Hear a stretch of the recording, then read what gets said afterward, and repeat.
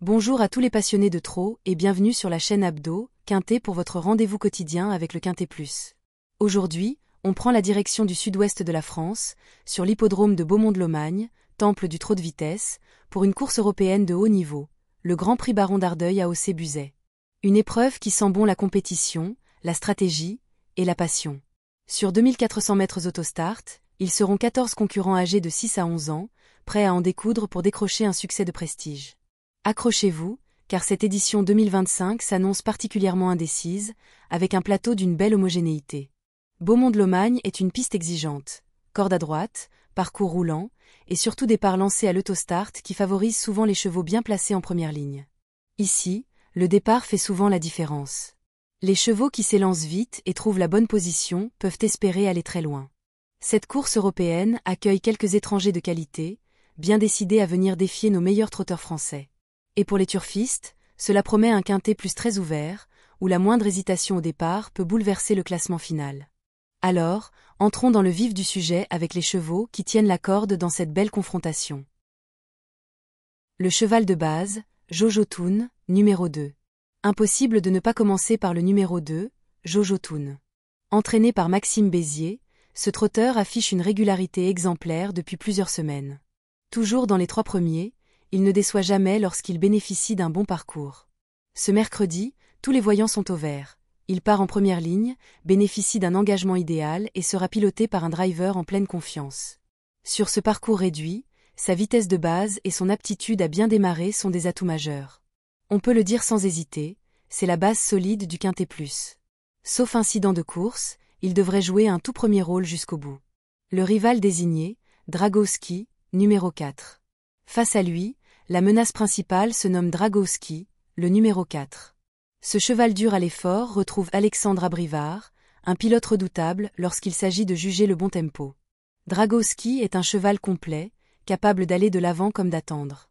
Son dernier parcours est excellent et prouve qu'il revient progressivement à son meilleur niveau. Il a hérité d'une excellente position derrière la voiture, ce qui devrait lui permettre de se placer tout de suite dans le groupe de tête. Si la course est rythmée, il peut finir fort et même dominer dans les derniers 100 mètres. Dans cette configuration, le duel Jojo Toon, Dragowski semble inévitable. Une opposition de style qui devrait faire vibrer les tribunes. La belle outsider, Joyce Delto, numéro 1. Troisième nom à retenir, et non des moindres, Joyce Delto, la jument courageuse par excellence. Son numéro 1 à la corde n'est pas idéal, car elle risque d'être un peu enfermée au départ, mais sa forme du moment plaide largement pour elle.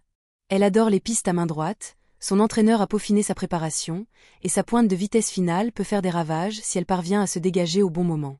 Elle reste capable de surprendre les favoris si le scénario tourne en sa faveur. Attention, c'est le genre de jument qu'on sous-estime souvent, avant qu'elle ne vienne coiffer tout le monde à la fin. Les outsiders crédibles. Derrière ce trio de tête, plusieurs candidatures méritent une attention particulière. D'abord, le numéro 5, Matteo Dei Quattro. Cet étranger s'est rapidement adapté à nos pistes françaises. Il n'a pas encore tout montré, mais ses chronos sont bons, et sa position en première ligne est un vrai atout. Il peut se glisser dans le quintet sans faire de bruit. Ensuite, le numéro 3, Ivric Viking, confié à Éric Raffin, le crack driver. Ce duo inspire la méfiance. Certes, il lui faudra un parcours limpide, mais quand Raffin est aux commandes, tout devient possible. Et puis, pour les amateurs de belles côtes, gardons un œil sur le numéro 9, Dylan Déogé-Font.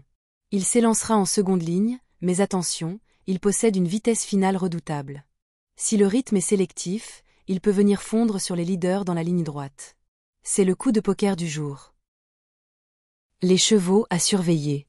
Dans la deuxième ligne également, on trouve des chevaux capables de créer la surprise.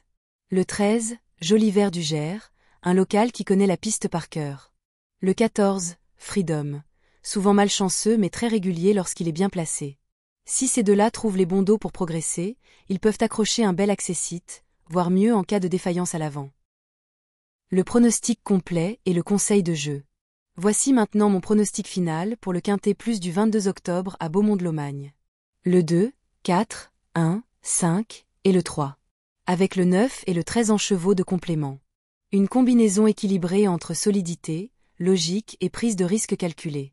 Pour les parieurs, on peut bâtir un champ réduit autour du numéro 2, le cheval de base incontournable. Voilà, les amis, pour cette analyse complète du Grand Prix Baron d'Ardeuil AOC Buzet. Une course rapide, ouverte, où la moindre faute de rythme peut tout changer. Dites-moi en commentaire, quel est votre cheval de base? Êtes-vous plutôt team Jojo Toon ou adepte du coup de poker avec Dylan Déo Géfon? Si cette vidéo vous a plu, pensez à vous abonner, à laisser un pouce bleu, et à activer la cloche pour ne rien manquer de nos analyses quotidiennes du Quintet Plus. On se retrouve dès demain pour une nouvelle course, de nouvelles stratégies, et, on l'espère, de beaux tickets gagnants.